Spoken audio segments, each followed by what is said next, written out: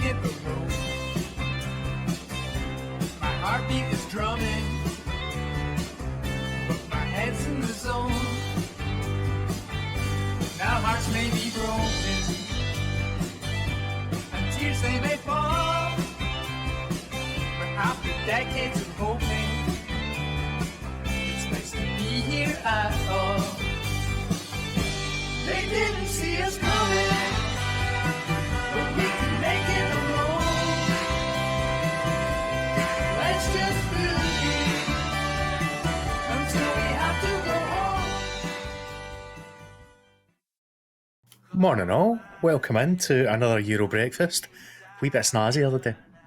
We've upgraded for the quarterfinals, right? And I've upgraded guests, of course, as well. Brilliant. So let me start with the man in the middle as you're looking at it. Although I might switch out because obviously I want to be the centre of attention. Oh, what? Right. So something's came up. Family emergency. So on the left of your screen, he's already been on before, but popular demand he's back. Juddy, how you doing, my friend? Not too bad, mate. What about yourself? I'm well. I'm looking forward to the games again today. Finally got it back. 2 days was long enough to wait, wasn't it? Indeed. And on your right hand side, as we're looking at it, Mr. Stenhousemuir himself. Cam, how you doing? I'm doing well. Bit early for me, but Notice how you're already booing Malden in the chat, so that's a good start. yeah. But as always, like there wasn't any games to review yesterday, so we'll just be getting straight into the quarterfinals, chatting through who we think's going to win it, making terrible predictions, and going for there. I've not made a bad prediction yet, I'll have you know. I was going to say it's a matter of time before Nostradamus over here chips in. Let's start with the early game. 5 o'clock tonight. Switzerland, Spain. I could still see a bit of a shock here, I'm not going to lie. I'm still no big on Spain. Even though they've scored 5 goals in 2 games, you can't sniff that, right? Ferran Torres is our main man, I think, goal scoring wise now, but the Swiss did a number in France, even though France were infighting, basically, fighting each other tooth and nail. Yeah. I don't think that's going to be easy for Spain. But how do you reckon it's going to go, Juddy? I think Spain defensively are probably the worst team left in the tournament. Oh, that's a big call. I think so. I think defensively that they're not suited to each other. I think it's one of the when we look at Spain, we think of like the Ramos and the Carvajal and Alba, who've played together in the same league for so many years now. You've got Gaia in there, Laporte, who's obviously new. Like these players aren't used to playing together, and I think that's what's caused them a lot of mistakes. I mean, you see the own goal against Croatia. You wouldn't get that against the Sunday level. Do you know what I mean? It was awful. So for me, they're the worst team defensively, but it wouldn't be me on the show if I didn't come up with a ridiculous statement or something that everybody's going to disagree with. So yeah, I think Switzerland are good, but probably you could argue attacking wise have not got a good enough side to advance further in the tournament. So for me, it's a weird one because it's like Spain's defence bad, but Switzerland's attacks no as good. So they'll probably 0-0. Where did we find this Cam off? That's what I'm wondering, Mal. But what's your thoughts on this game then, Cam? How do you see this one going? It's quite hard to tell because just looking there, you were talking about the Spanish defence. It was Azpilicueta, Garcia, Laporte, Gaia for the 5-3 win over Croatia. So, yeah, you know, on paper that's quite a strong defence, but for some reason it's just not clicked.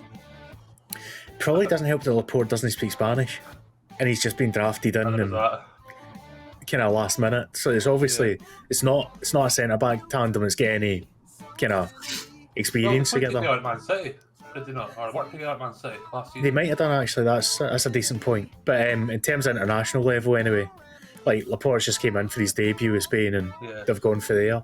I think Azpilicueta's had a decent tournament, to be honest, so far. Yeah. Gaia's not really turned up and done too much, but are Switzerland going to trouble them is a question. They've got Seferovic, who's got a couple of goals in the last couple of games. Obviously, Shaqiri, if he's on his game, is still more than capable, but do we really see them doing anything here? Honestly, I'm going to say it's going to be a 0-0. I think it's going to be one of the games. We're due a 0-0, aren't we? Like, Don't say that. We've had 2 days with football. Didn't say that. We've had 2-0 so far, have we not? I think it's the 2 what, out the full tournament? I think we've had one.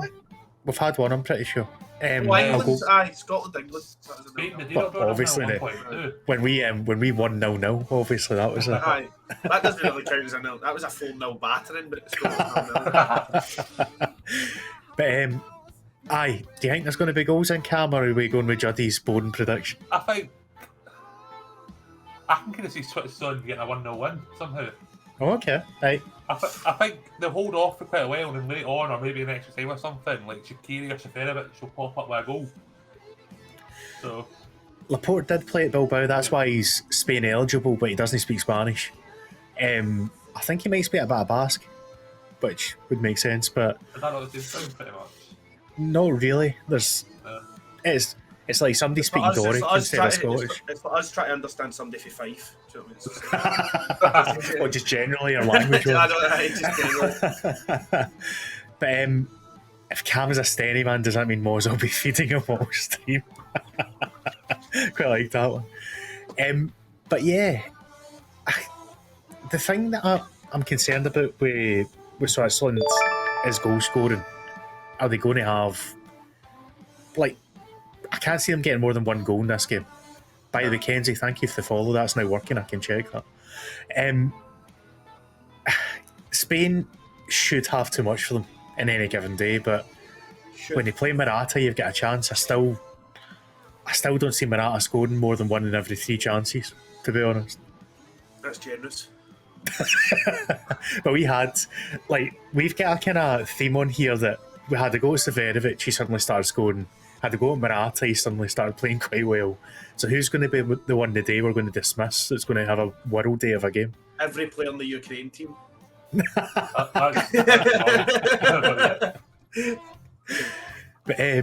right, so we'll move on then, because I don't think there's too much to dwell on with Switzerland Spain at the minute, to be honest. It's a 0-0, I'm telling you. Belgium, Italy. I always say Belgium, Ukraine now. Is that foreshadowing? Belgium, Italy is the big one today. 8 o'clock kick-off. In my mind, the 2 favourites for this tournament. How do we see this one going then? Italy. Right, Judy's saying Italy. Why Italy? Because I said at the start, when I was on the first time, I said that Italy, it was between Italy and Portugal for the tournament. And I think if Italy turned up in the first few games, then I couldn't see them getting beat in the tournament. And they've now broke the record for the most games, so they're on paper, without winning actual a tournament as such, they're the best ever Italian team ever, of all time. They've unbeaten in 31 games or something. So no other Italian team's done that. Obviously, you've got Italian teams who've won the World Cup and stuff, which people go, well, fair enough. But if they go on and win the Euros, this has to be the best Italian team ever. I mean, it's a point in the stats. It's a bold call that to say it's the best Italy team ever, but the black and white, on black and white on paper, it's like they have to be. If they went unbeaten in all their games and then they win a competition, they have to be. There's Ras in there as a Belgian. Pretty sure if we win tonight, we win it all. I'd agree with that, to be honest. I genuinely think the winner of this is the favourites now. As much as people will say England's got the easiest running, they've got an easier running because they don't need to play those 2, but you're still going to have to play somebody in the final, and it's likely going to be one of those. I fancy Italy as well, Juddy, I'll be honest, mate. Just Belgium's defence is what concerns me, because it's not exactly the most mobile. It's getting on a bit, and the way Italy play, they'll drag them. They've got Insigne coming in off the left, Berardi on the right, they've got Barella coming through from midfield. I just can't see them coping. They've still got Lukaku, so you've always got a chance up front. Don't think De Bruyne's fit for this. I think he's been ruled out, is that right? But obviously Eden Hazard's going to be out with his hamstring, unless he fancies absolutely tearing his hamstring. So I just think everyone's in Italy's favour. What do you think, Cal? I was going to make a comment about De Bruyne there, but then you say he's out. I was going to say, because the Italy defence, I think it's Bonucci Chiellini it would be. not the most mobile or the quickest. That's true. Yeah. So I think if you had De Bruyne playing passes through, but if he's not playing, then. But even then, I think the fullbacks for Italy, I still don't think they're proper fullbacks. So if Belgium can get there, I think Spinazzola is more attacking than defensive. Spinazzola usually plays in the midfield, yeah. Yeah, I'm not too sure about Di Lorenzo at all. So I think if they can target the fullbacks, then they could possibly get behind. But Yeah, Spinazzola's not really a defensive fullback, is he? Let's be honest, he's like a winger. Di Lorenzo, I think, is solid enough, but he's just no fantastic. He does his job, doesn't do anything too spectacular. I mean, I could see Lukaku giving them issues because there's a reason he's good in Serie A. He's going up against two of the best in that league, but he still dominates that league in terms of a striker. As Ken says, as the commentators always say, Lukaku who could play on his own apparently. But if Belgium are going to win it, how are they going to do it? What are we thinking? They need De Bruyne. They need De Bruyne. It's like Portugal without Ronaldo. It's like Argentina without Messi. It's like they need De Bruyne. He creates everything. He's arguably the best midfielder in the world. So they really need him. And like they've done so well with him recently. It's like he's created so many chances, scored so many goals. Mm-hmm. He can do set pieces. He can pass. He can walk back and defend as well. So like. He does everything. I just think without him, they've not got a chance. I don't know if I'd say they've not got a chance. I think they did well enough in the group stage. Obviously, it wasn't the strongest group they were in, but I think Dries Mertens has still got enough about him to be the creative force. If De Bruyne doesn't play, it's a massive loss not having Kevin if he's not fit though. yeah. I still think there's a chance he might just find himself on the pitch at some point, even if he isn't fit.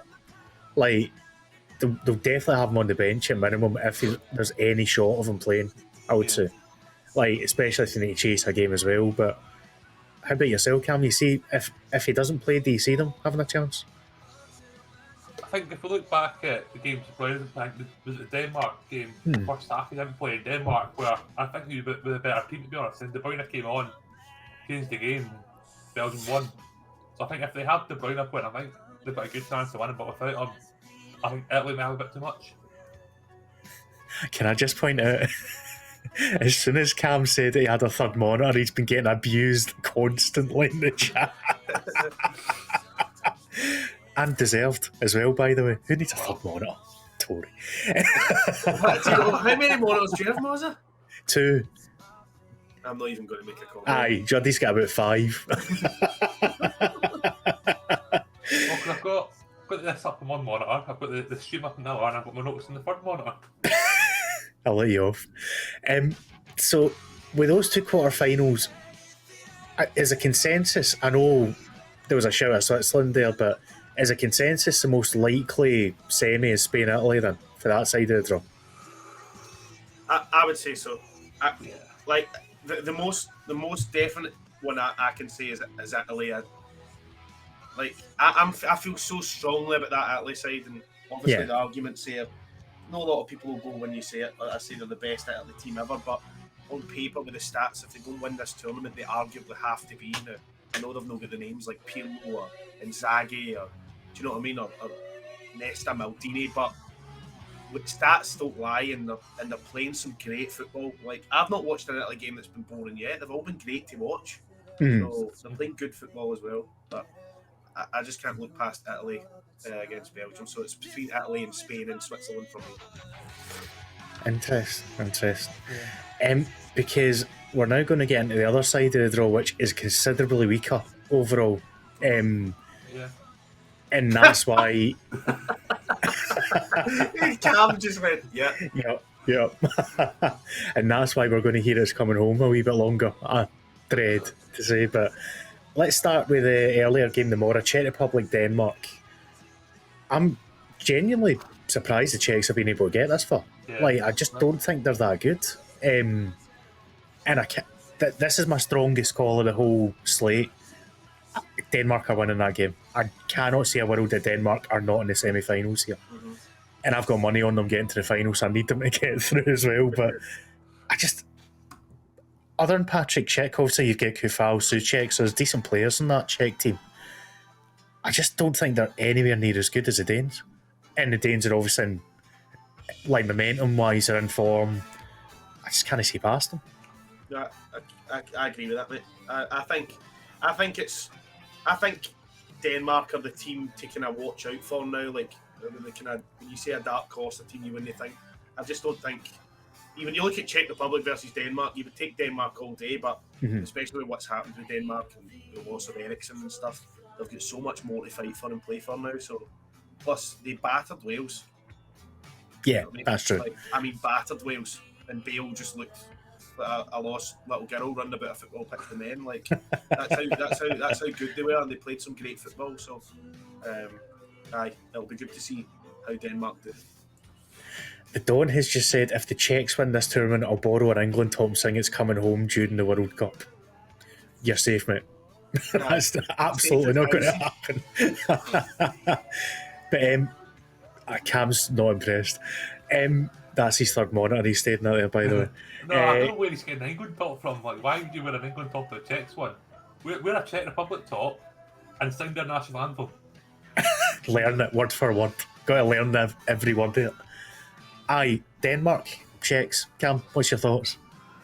Denmark, Czechs. I think I've not been too impressed with the Czechs so far. I know we beat us 2-0, but I think we kind of gifted them the goals. But then they went to beat Netherlands. Once again, I don't think they're the strongest, but you can only beat what's in front of you. I think it'll be an interesting game against Denmark, but I think, as we were saying, I think Denmark will have a bit too much for them because it feels like they have something to play for. Yeah. Like, trying to do the best they can because of what happened to Eriksson. I think if Eriksson, it's kind of bad to say, I don't think that, if that didn't happen, I don't think Denmark would have went as far. But, they're playing much better than I thought they were, because in the first game against Finland, they were pretty poor before Eriksson did go off. And you can excuse what happened afterwards, but then against Belgium, they started off the better team, of course, the Bruyne came on, and they're well, but then against Russia, they just scored for fun against them. I think the reason I'm so kind of solid in fancying Denmark is I can kind of forgive the first two games because of what happened. Obviously, it's like, I don't think you can really put too much into the Finland game. Like, they shouldn't have gone back, let's be honest. The second game, again, you can maybe say they're still feeling the after effects, but ever since that third game against Russia, they've been brilliant. And momentum's huge in these tournaments. If you've not got it, then you're not going to win it. So I actually see Denmark as potential winners of the whole thing as well. And obviously that's the narrative, that's the story that people will run with. But I can't see past a Denmark-England semi in this side of the draw. And I think Denmark will be England. There's your bold call this morning for me. I can see Juddy's face. Thank God it wasn't me that said that. I'm safe. Point there for Roscoe. At this point, anyone could win it. Form books out the window. It's fair enough as well. Yeah. Quarterfinals onwards. Just a jammy goal here or there, and you're suddenly in a semi and a final. So, yeah, I think there's enough behind Denmark though that I can't see past them. Any final thoughts? No, I would agree with what you said there, Nick, to be honest. Nothing that I would disagree on. So, that was a good point, Mozza, well done. He's just all damned in the hot take in this one, for a change. Arnie Deck, welcome in, my man. Deck will be on, I think it's Tuesday next week, he's coming on.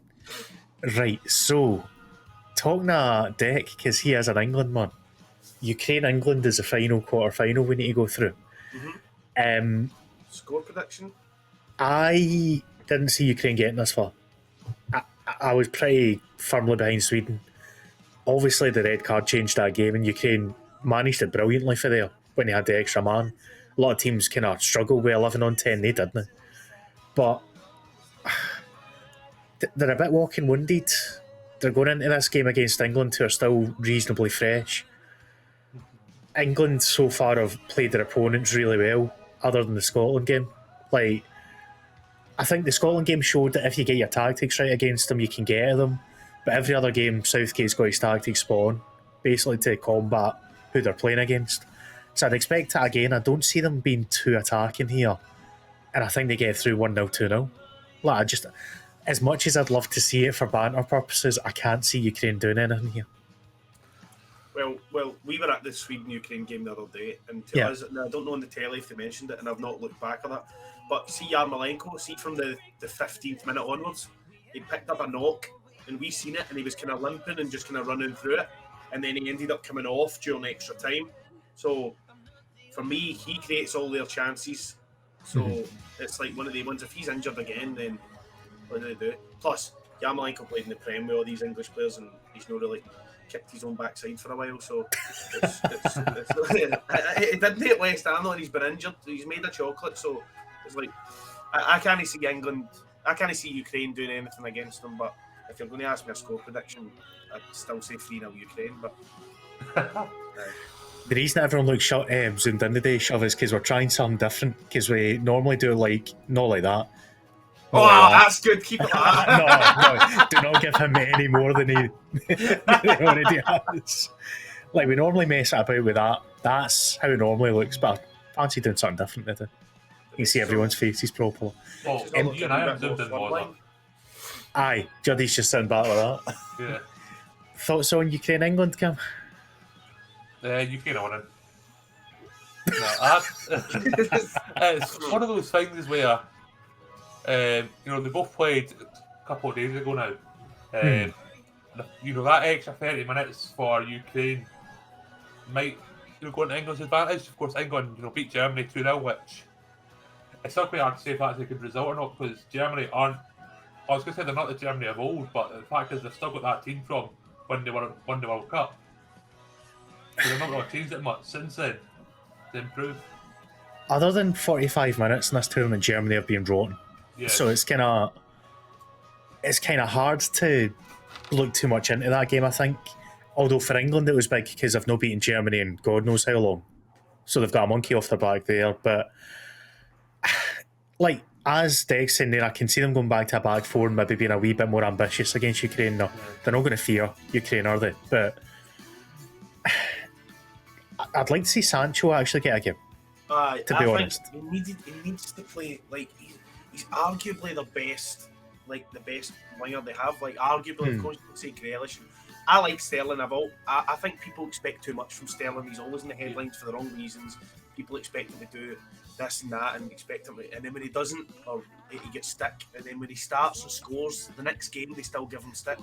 So it's like that. It'd be so nice to see Sancho play because he's done well in Germany this year, and last year obviously won that cup in Germany. I can't remember the name of it, but he's a good player, and obviously he's coming back to the Premier League now. Well, Manchester United are supposedly interested in him or whatever. I don't know if it's confirmed, but he needs to play. Like, he can't.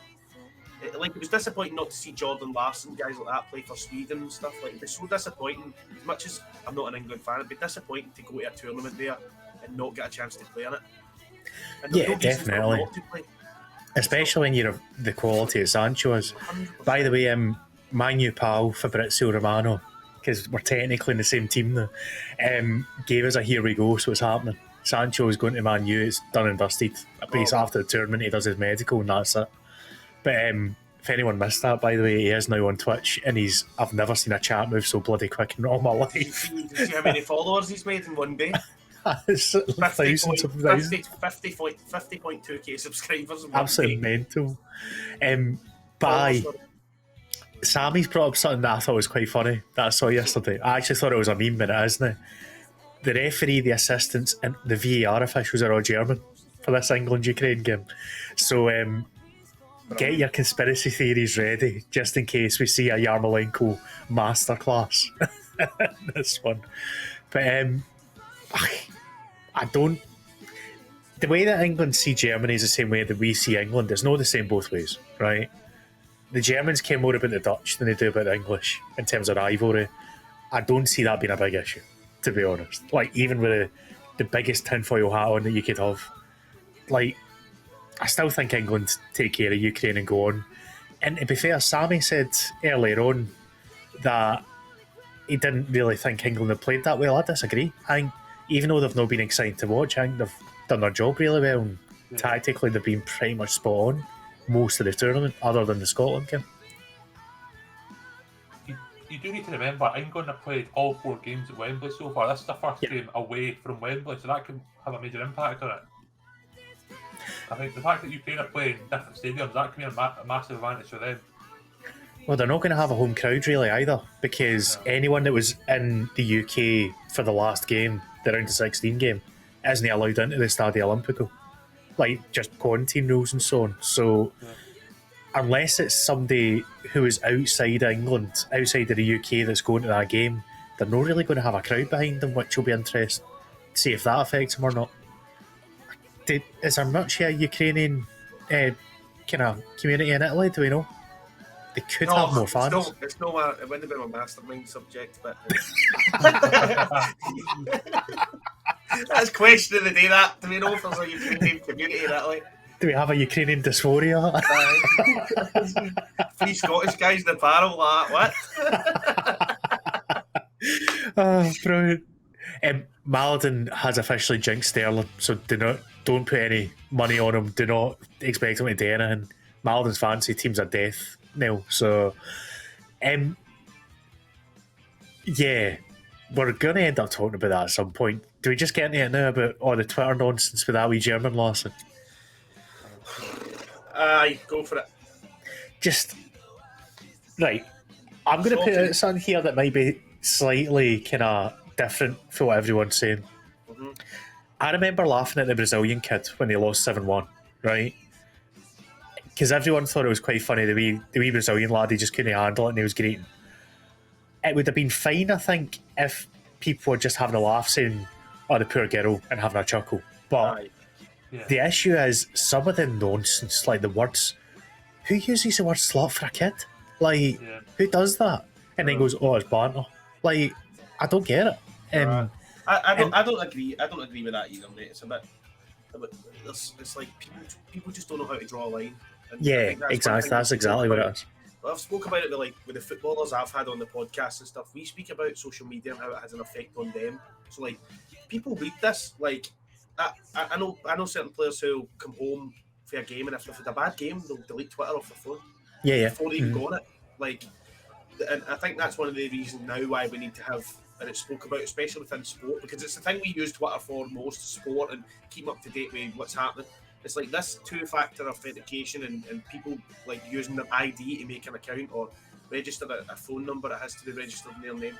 I think that really needs to happen because you never know, like, if that's not a little girl, or say that is the little girl, how do you think her dad feels and Aye. all that kind of stuff? So that kind of stuff is rotten to see, but I do get what you mean. Like, see when you see a kid crying or something funny happen to some, everybody can have a wee chuckle about it, but you have a chuckle about it to yourself. You don't write nasty stuff on Twitter about it. You know what I mean?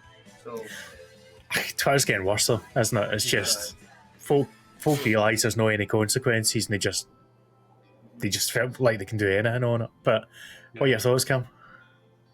I agree with everything that's been said so far. I think even seeing some folk, saying something, getting called out for it, and then making a further tweet, having a further go at them for saying it. Yeah. Mm-hmm. I don't want to say a person in particular because he's quite a big content creator, but I think we all know who we're talking about. One of the English lads. But I think, stuff like that, you can have He's a bit of calling a out Jack, mate, for anyone that do that grass. That's Melody's job. But no. I think Balls on the grass. like you're talking about, a young girl getting called a slut, but also like a Nazi. Aye. All things. Which, we got rid of that, 70 years ago? But it's unbelievable. I think even then, she went to a game with her dad or whoever else, and then she goes home getting called all that. I don't think it's a good look. It's about time they start banning folk, isn't it? Like, they've been so lax for so long. Like, it's not even, see when people use a snowflake argument, it's not even that, it's common decency. Like, which is not something you'll hear me say very often. But it's just, it's got to be on the joke now. It's got to a point they've got to do something. Because, as you say, Judd, it ties into the abuse footballers get, like, after every game. Some of the stuff that I've seen, like Sterling before he scored that goal, see if Sterling didn't score against Germany, he was in for an absolute pasting. Like some of the stuff I saw that was flying about Twitter about him. Even then, some folk were still having a go even though he scored. Like, People are never satisfied. They're never happy. aye. Sterling could go into the final. Say England got to the final, right? Sterling scored the hat trick and he could beat 4-3. Sterling would get hounded. What? That's how they are. Like a lot of football fans out there are just ruthless. They don't care. It's mad. It's mad and encouraging Cam to go from there. See that? But I think Man City said it best. There's a difference between having a chuckle and being vile upon idiots, and that's that sums up what we've seen on social media lately with it. But on you go, Cam. I thought you were going to say something there. Well, because I've seen a lot of the people saying, "Oh, why are you just saying this about England and everyone else does it?" But I don't think other nations do it to the extent that, you know, not all England fans do it, but a group of England fans did it with what they were saying in that situation. It's like anything. It's a small minority. Yeah. Aye, it's important that we say that because because and one person does the kind of monkey sight to Scott Sinclair. Do you know what I mean? It's like a really small minority. But when you put it out on a public platform or you do it in a public place, you're obviously going to get caught, and it's just silly. It's just stupid. it is important we clarify that because obviously it's a very vocal minority. And I've seen a few folk getting upset that basically all England's been labelled because certain people are booing the knee, certain people are booing their national anthems, XYZ. But like, I don't think people are targeting the whole country, they're targeting the idiots when they're having a go. So don't take it too personally.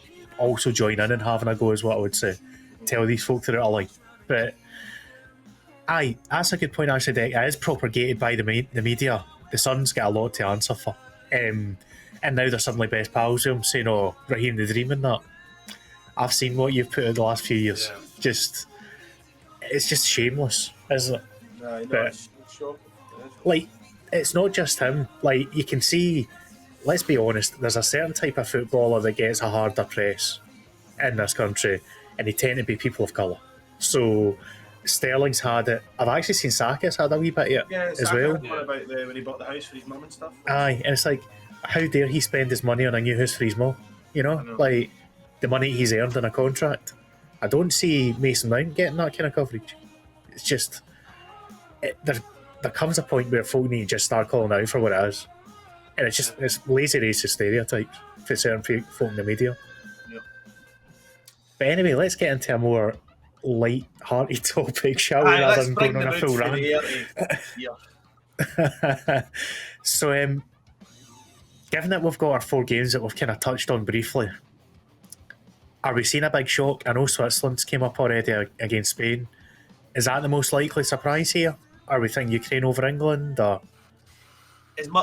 I'll kick it off by saying as much as Scottish, and you all know that we don't want to see England go through. I can't see Ukraine beating England. Nah. Because when we were at the game, the players looked leggy, they looked tired, and that was in the second half. So plus they've travelled a lot as well. England, this is the first time they've had to travel. They've travelled 0 miles from the start of the tournament, so they've no played anywhere else. So it's like England are fresh. They've got better squad depth, more talent, better team, but.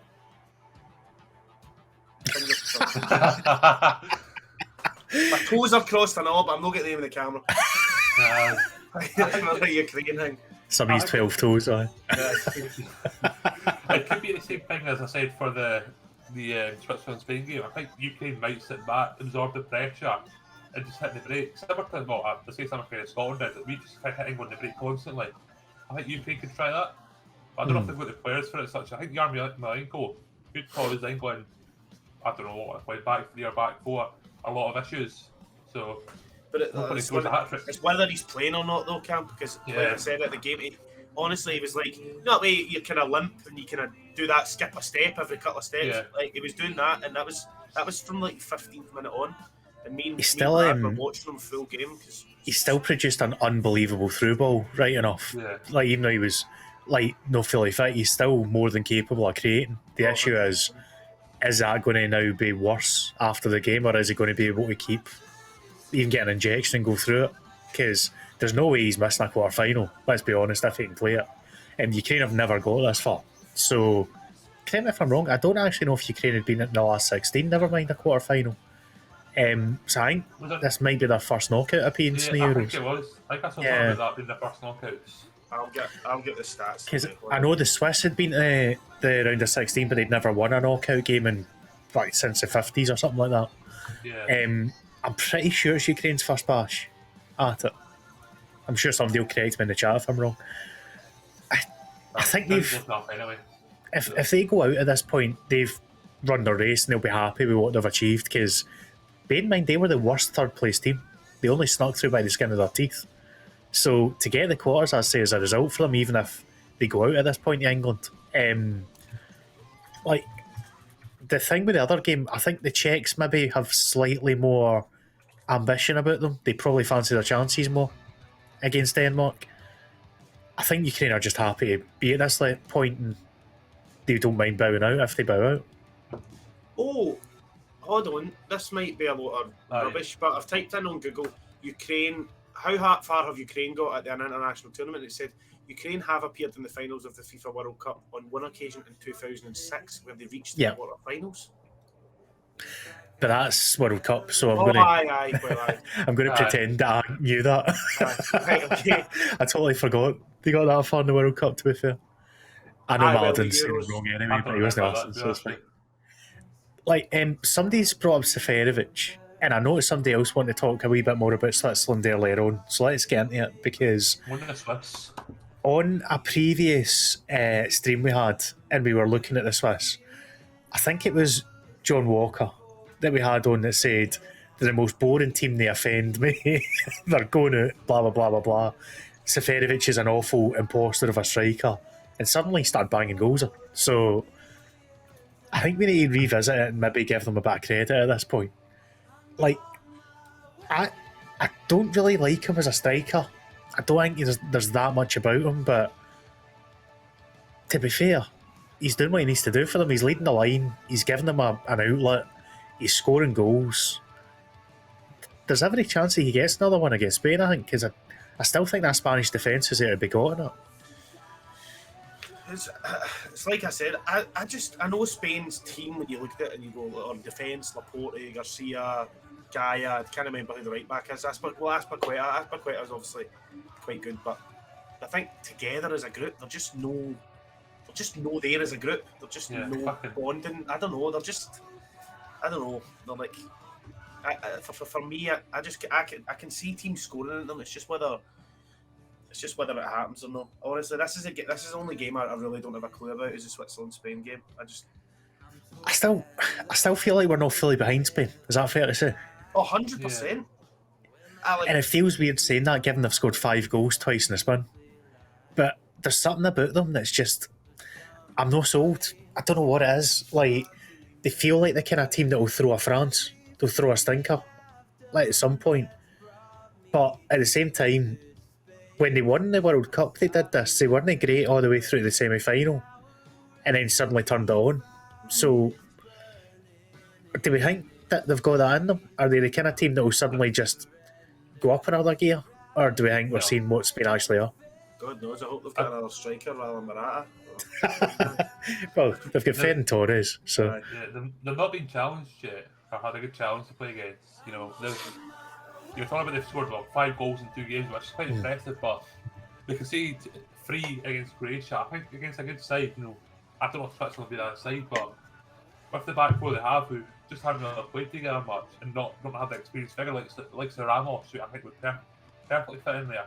I think if they make it through, you know, against Belgium or Italy, I think they'll concede quite a few, and I don't think they'll get anything against them. I just, if you put them up against Belgium or Italy, I'm taking Belgium or Italy every single time. Yeah, just the way things have gone so far. I don't think they've played a really good defence yet, the Spanish. Like, Sweden held them, and I don't think Sweden's defence was that brilliant. They had very little issues with them in that game as well. I know it was early in the tournament, but the Swiss have got a pretty solid defence. That's one thing you can bank on with them. They're not the most flashy. They do have a lot of guys on potential suspension, so just keep an eye on that, because the likes of Mbabu and so on are a yellow card away from missing the next game if they go through.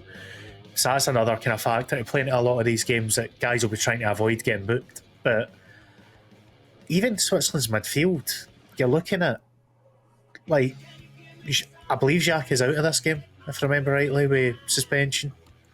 I might be wrong there, he might be one away for a suspension. Wouldn't they surprise me if it was But Jacques was outstanding in the last game, and it feels dirty saying that. Just he was just being a proper playmaker, and he had a great game. He was obviously taking pot shots as well, and challenging the keeper. Even if he is out, they've still got Remo Freuler, they've still got Mehmedi, likes of Fasnacht, Djibril So. I think they're probably the team that will give Spain the biggest challenge they've had so far, but they're not going to be of the same level as who's coming next. So even if Spain get through this, they still need to step up a gear. I think that's fair to say, right? Yeah, no, I agree with that. You'll need to excuse me for 1 wee minute, lads. Be back in 1 second. Just need to He's struggling. I I knew it. Right, so while we're waiting for somebody to take an impromptu bathroom break during the stream, Akanji has looked good. I must admit, there, and he's a pretty solid defender. They're just solid, but they're no spectacular sort of solid, which is why I think they might give Spain the problems. What do you think, Cal? Yeah, I think, well, the fact is that, they took France all the way to penalties and won. France, I think they were a lot of people's favourites. I put them or Portugal as the winners. So I think a lot of people had France or somebody else. Even Italy as well. But I think when they beat France, who the squad that they have, the fact that it's even in defence that they could just say to the forward, "No, we're not picking you up." That's shows how good they are. And they scored 3 against them. I think 2 of them in the last 10 minutes when they were trailing 3-1. So it makes it even more impressive. They just kept going for it and going for it. And every time they went forward in that last 10 minutes, you thought you were going to score. Aye. I think up against a Spain side, which isn't the best defensively, if they just bombard them with attack, I think they'll cause some issues and get a goal or two potentially.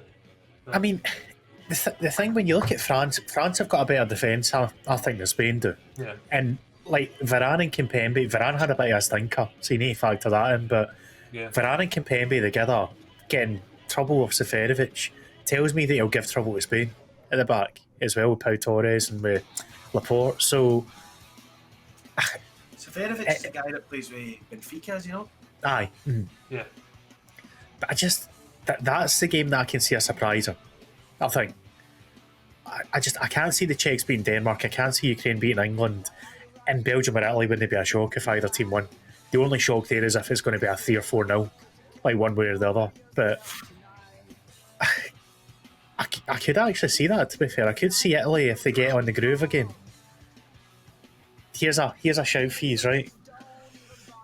If Kevin De Bruyne doesn't play, Italy win that by at least 2 goals. I think Italy win it by at least 2 goals anyway. Anyway, oh, Jesus. Bold call. No, that's a good shout, mate. Like, De Bruyne is just like you'll see with Man City don't have De Bruyne. Like, and look at the quality they've got as well. Like, it's a really hard one to see past Italy if Belgium don't have De Bruyne. You know what I mean? There's Graham there as well saying that Hazard and De Bruyne haven't trained since their last game, so they'll be struggling even if they are available, basically. De Bruyne's not been fit the whole tournament, though. He came in injured. He had about 10 minutes without getting a heavy tackle, and then he was injured again, so kind of feel sorry for him. On the flip side, good point, Lukaku will give Kylian Bonucci all sorts of problems if he gets a chance. What do you think, Cam? You can see that mind worry. Yeah, I think that's kind of what's earlier on. Lukaku will cause them a lot of issues, but it's whether or not they can provide to Lukaku, or Lukaku can provide to, I don't know who'd be on the wings or the wing backs. If Lukaku can get the ball in and provide to them going in behind, then they could cause issues. But at the same time, if they can't get that working with Italy, just stop them from doing that. Like Italy, I think will bombard that defence. As I said, the defence isn't as strong when you've got Alderweireld and Vertonghen are both ageing, and then none of the other lads, Marlon as well. I think it's 36 now. And then And- Lisa Bayata. But yeah, and deniers, your backups is a bit. Yeah. Who are they've not played at the highest of levels that Belgium are at. So Yeah. But I think this is Belgium's last shot at getting a tournament win before a raft of retirements, and obviously Hazard's body's breaking down on him. Like, there's one or two the others that will probably retire after this tournament, or maybe hold on for the World Cup next year. We'll see, but it's now or never for Belgium, I think. And everyone seems to acknowledge that anyway. Difference with Italy is this is a team that's still relatively young apart from the defence. Like, your Berardis, like Chiesa's, there's a lot of young talent in there. I wouldn't be surprised to see Chiesa start actually after what he did coming on against Austria. But do you drop Insigne? No idea how they do that. You can play Chiesa on the right though, and it's Insigne. You could drop Berardi and put Chiesa on the right. That's a decent shout. I think Chiesa is probably going to want it or want to play more, explode more than Berardi. Do you know what I mean? Because when he came on the other day, he played really, really well. So obviously scored. But I just and I hate to be the bearer, but I just can't agree with Graham's statement on Lukaku will ruin Bonucci and Chiellini. I think they're the best. I think they're the best partnership, the best defensive partnership that's ever I've seen in my lifetime. Like, actually watched. You can argue early 2000s was maybe gone better, but from say 2005, 2006 onwards. Yeah, I think it'll cause them issues, but who's going to create the chances behind them? That's again. That's what I think Dries Mertens would be the one, wouldn't it, if De Bruyne's not playing? But I just rate Chiellini and Bonucci too much. I just think they're so good together. I love him. I love how Jody just doesn't sit in the fence at all. He's just like, I thought you were the best in the tournament. No, the best I've ever seen. They are. But like they've played so well together domestically and internationally. Like, they're very, very good. Like, they're a joy to watch. You watch them in the Turkey game especially. The Turkey game especially, like, they just know what they're doing. They just, one goes, one sits. When one covers, it's like, you see, like, in the Premier League. I mean, look at Spain's centre backs, for instance. They're scoring no goals the other day because they've not got a clue who to pass it to. Like, Italy are just so good to watch. Practically half Italian now after this tournament, isn't it? Oh. He's doing the ancestry test as we speak. The thing what you're saying there, Graham, Lukaku will do it himself like against Denmark. He won't have the same space against Italy because the way that Italy have played up to this point, you've got your kind of flat back four, but the wing backs are going to bomb forward. You've got a sitting defensive mid in Jorginho or Verratti, depending on which one plays in there. They're there to combat that kind of threat because Lukaku likes to drop off, get the ball and just run at defences like a freight train. He's not going to get a chance to do that against Italy, just the way they set up. So they're going to need somebody else to occupy that defensive mid to let Lukaku get a bit of space, and we'll see what they come up with. But I'm like Juddy, I feel like I'm half Italian. I'm that kind of high on them. Just I can't see past them. Yep. And I quite liked Maladin saying Belotti as the Italian Ollie Burke. I'd say he's more the Ollie McBurney, but you know. Turkey were off. I can see Maladin's coming up with a dark horse chat again. I'm not going to go dark horse. Let's not go there. We've been there, done that. Got the T-shirt. What I will say is, as down as we're being on Belgium, if they get through that, however they win the game, right? Yep. Belgium, Spain. We're saying we fancy Belgium over Spain. Yeah. Do they beat England? Yes. Okay. So even though we're saying they might not be as good as Italy, we still think they're going to beat England then? If Belgium advance without De Bruyne through Italy's defence, they smash arguably probably the favourites to get there, England in the final. Okay. You think the same game? Yeah. As I said, I think the winner's coming from this game, I think. Unless Denmark can pull off something, I think. If Denmark shows a really good performance, then it'll be a different discussion, I think. Yeah. But it's like one of the ones. I know they played really, really well against Wales, like really, really well. But it's whether they carry that forward into this game, and if they do, then it's one of the ones where we go, hey, hold on a minute here, because they're playing so well. You need to Right, take so that here's in. my hot take, and I don't think the Mud's going to like this because he's already laughing. Denmark are beating England in the semi-final. I've thought this for a while now. I said it a couple of streams back. I just think Denmark have got everything behind them in terms of the momentum, the emotion. Damsgaard has looked phenomenal coming in for Ericsson as well. Might actually be a positive thing for them that Damsgaard's playing. Obviously, we wish the best for Ericsson. I don't mean anything by that, but Damsgaard just seems to give them a bit more mobility than Ericsson did on the pitch, and I don't know. There's something about narratives in this tournament. Denmark have done it before when they got in when they shouldn't have been in, and they won the thing. I can't see them not getting to the final. And if England beat them, I actually think England won the whole tournament. So, yeah, I'm going to say that the winner's going to come for that side of the draw. It's not going to come for the favourite side of the draw. There's my take. Your take is that the winners are coming for the Ukraine side of the draw. Denmark and England will be the winners of this tournament. Italy for me. I've said that since I literally said that the day of the first game of the tournament, so I'm sticking by my guns. Unless Ukraine beat England, then we're on Ukraine, aren't we? But no, I can't say it. I think England, it's Man City just put in England will beat England. It's like me and Sam and that were talking about it the other day. It's like England are very likely to beat a team like Germany and then get beat off Ukraine. That's just what England are like sometimes. But when you look at England's team on paper, they've arguably got the best squad. I mean, like Kane, like Sterling, still world class. Mason Mount will be one of the best in years to come. We'll be talking about him. Foden, Kieran Trippier, for me, arguably the best right back in the world. Like they kind of guys, they're overlooked because it's England and everybody expects them to like either do really bad or do really well. You want them to do really well because you're English, or you go, oh, well, I'm not that good because it's England or whatever. Like England don't need to be looked over. They're a very, very good side. It's just whether they can carry their momentum through now. This Germany game is what, for me, is the tournament. It's like they got the easy run in the World Cup. We've seen that, but then they beat off Croatia. It's like, do they do the same here or do they go further? But I think you've got a good point, Mozza. I think Denmark are really, really good. It's just whether how they play in this quarter final will decide it for me, I think. Spurs, thank you for the follow, mate. Just seen that pop up there. I've just seen Cry Me a River. Jesus, Malden, that's horrendous chat. Let's hear your take then, Cam. Give us a bold prediction.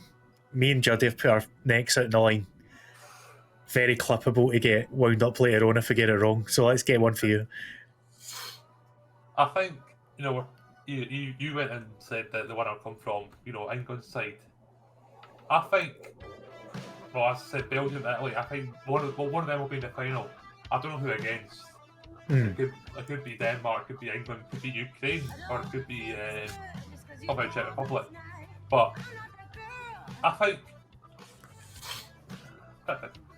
if it's Belgium makes the final up against Denmark, I think Denmark will win. Just because I think they've something to prove.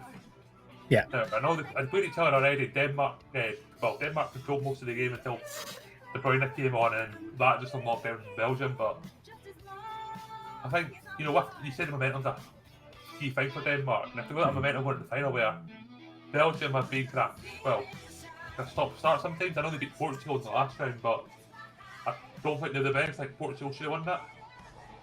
I think Italy will be the same.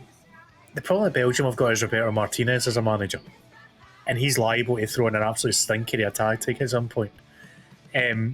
As much as we have the memes about Sean Maloney's going to win the tournament for Scotland, I can't see it. Martinez, classically, his teams aren't great at defence, and this Belgian team's get frailties in defence as well. Funnily enough, I just don't see Belgium going all the way. I don't think they're like as good as De Bruyne and Lukaku and some of their attacking players are. They've got about 50 strikers in their squad as well. I just can't get away from that defence. Somebody's going to breach it. Somebody's going to expose it at some point. And I actually think Italy will be the team to do it today, to be honest. I'm on board with what Graham said in the chat. I'm up Italy, Spain semi for me. Are you laughing at Juddy? I was just looking at the chat and somebody saying about my Celtic top, right? And I thought, oh, here we go. And then somebody, and then Maladin wrote that you've got a half and half Rangers and Celtic scarf. I don't know where this me being a Celtic fans came from, by the way. It's like the last couple of days it's just blown up. Just putting this out there, I've got loads of shirts, right? Like signed ones or whatever I've got for players and that to put up. But I'm not paying £50 a frame each time, Troops. So when the money's better, I'll start getting made up. But I had to pick one to go up, and so that was just the first one, Troops. So I didn't mean to offend you. There's a reason he's colouring's green, right? Aye, I like Shrek. Favourite film. It's his cousin. I thought you were going to say it's my twin. Right, you got it. I'll give you that. That was good. Cousins knows too much in insult. I can get away with that one. But I don't know if Cam really gave us a hot take there. I feel like he kind of wussed out a bit. I don't know. It's just hard to say because at the end of the day, if you make it to the quarter final, I think anyone could win. Yeah, that's fair You're enough. talking about the favourites, but like, Stop wussing I don't out think- he's a hot take. I think I don't know actually. I think Give us a bold prediction, come on. Ukraine to beat England, and then Denmark hammer them. There we go. I don't You know. can't beat England as Cam's bold prediction. Clip it away. I was just about to say that. You've already had about 5 bold predictions. Sit down. No, I meant clip it. No. All right, clip it. Aye. I'll let you off in. We believe it or not, we're almost at the end of the hour. That's flown by. So the last few minutes, let's dive into kind of individual players in, because we've got a top goal scorer award that's still very much up for grabs. Lukaku's chasing it. Technically, own goal leads away with 9, I think. It's more own goals than in total have ever been scored at the Euros in every other tournament, which is wild. I think Cristiano Ronaldo's actually top of the Bobs, isn't he? Because he's got the assist as well. Even if Italy win tonight, I can see Lukaku getting on the score sheet. Immobile's not far away. Morata's not getting anywhere near it. So what are we thinking? Cristiano holds on, or maybe even somebody for like Sterling's got a couple, hasn't he? So Well, that Sheik from Czech Republic's on 4. aye, Yeah. So if he scores, then he goes joint with Ronaldo, doesn't he? he would need an assist to go joint with Ronaldo though. Ronaldo's got 1 assist on him. That's a tiebreaker. Oh, right. And I don't think he's got any at the minute. No, he's not. No. So you need a goal and assist. He's too furiously Googling it. Like. I've got up on BBC Sport. Seferovic is on 3. So So- whether Switzerland do something against Spain, then he's got another chance again. Do you know what I mean? The issue with these guys is we're kind of predicting they've only got 1 game left, right? So you're more looking at your Italy's, potentially your Belgium, Spain, England, Denmark. I don't think Denmark's actually get anyone above 2 goals as well. So it's ironic that Portugal might go out in the round of 16 and still have the golden boot. Something I wouldn't have predicted before the tournament. Oh well, actually, we missed it. Yaremchuk from Ukraine. He's on 2 with 1 assist. So when he scores a hat trick against England, he goes joint with Ronaldo. Yeah. So There you go. Your Mchik hat trick, get your money. Do not put your money on that. Let me just put that out there. Do not put your life savings on that. What about Sterling? Because he's on 3 already, scoring most of England's goals. I think he seems to be England's main threat. I think can- if aye. they do well against Ukraine, I think he can grab a few. Even not The a only, hat-trick, but The only thing with Sterling is now that Harry Kane's got a goal, I fancy him to maybe go and get another 1 or 2. yeah. He needed that goal, really badly needed it. So Sterling's not an out-and-out goal scorer. No. He's going to miss chances. I don't see him getting up to Cristiano at this point, but there's nothing about this tournament that's been predictable, is there? The fact that I had 9 own goals tells you everything. What's Chino on? What's Immobile on? 2. 1 assist. 2-1 assist, right? So basically, he gets another 3 goals, he's level at the top of the pecking order. I think that's the most likely kind of candidate to come through, just purely because I don't see Belgium winning tonight. Do you think it's more likely for Immobile to catch Ronaldo than Raheem is? Aye. Yeah, I would say so. Wow. I don't. I think Raheem now. I never even thought about Raheem. If Ukraine are probably the worst side, retrospective of or being respectful of them getting there, but they're now the worst side in the tournament left in it, defensively anyway. So like, Yeah. They're also half injured as well. Like half the team is injured. Like, I think Sterling. If Sterling scores one more, I think there'll be no stopping him. You know what I mean? And the mud can't handle this, by the way. Oh, the England slander, he's hating it.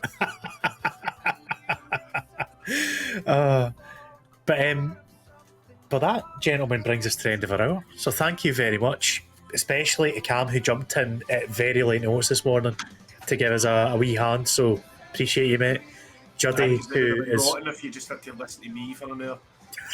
if it was me and Juddy doing hot takes the whole time, you'd have left after half an hour. Half an hour, that's Jane, is it 15 minutes and an off? No. I'm saying, if it wasn't maybe Malden, so I think we've done well here. So I'm just quickly seeing if any of the sports guys are live with any sports chat. It doesn't look like it, unfortunately. Right, so what I'll do, I'll end the stream as normal, folks. I'd encourage you to keep looking at this category, though. You'll see it down below Twitch Sports, because not just myself that's on the programme, Juddy on your left is on it. Cam might be. We'll soon find out in the future. But it is cracking. All the boys are putting great content out. In the Mud, who's been in the chat, deck as well, Adney deck. So I'm enjoying it. Can he be a bit of football chat on Twitch, can you? So go and drop a wee follow on Fab Romano while you're at it.